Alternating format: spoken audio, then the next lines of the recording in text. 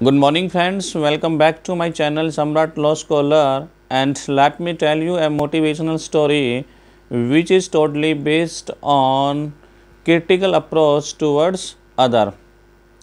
दोस्तों, एक बार एक चित्रकार ने एक बहुत सुंदर चित्र बनाया और उस चित्र को बनाने के बाद उसने वो चित्र एक चौराहे पर रख दिया और उस चित्र के साथ साथ उसने एक बैनर लगा दिया और उस बैनर के अंदर उसने लिखा कि इस तस्वीर के अंदर बहुत सी कमियां हैं, जो कमियां हैं वो बताए। जब उस चित्रकार ने उस तस्वीर को शाम को देखा तो उस तस्वीर के साथ लगे हुए बैनर के अंदर सैकड़ों कमियां लिखी हुई थी। किसी ने लिखा कि इस तस्वीर के अंदर जिसका जो चित्र है उसकी नाक लंबी है, किसी ने लिखा नाक छोटी है, किसी ने लिखा होठ मोटे हैं, किसी ने लिखा पतले हैं, किसी ने कहा आँख धसी हुई है। भिन्न भिन्न प्रकार की कमियां उस बैनर के अंदर लिखी हुई थी। अब उस चित्रकार ने सोचा कि मैंने इतनी मेहनत से जो चित्र बनाया था उस चित्र में तो सैकड़ों कमियां हैं।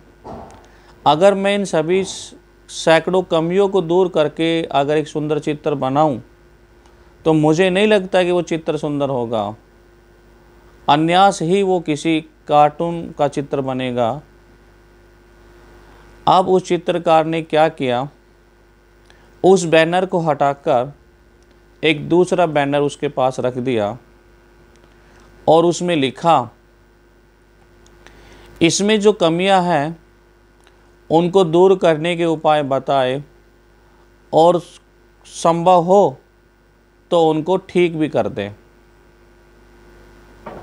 सुबह से शाम तक जो बैनर लगा हुआ था वो खाली का खाली रहा, उसमें ना तो किसी ने उपाय बताए और ना ही उसमें किसी ने ठीक करने की कोशिश की।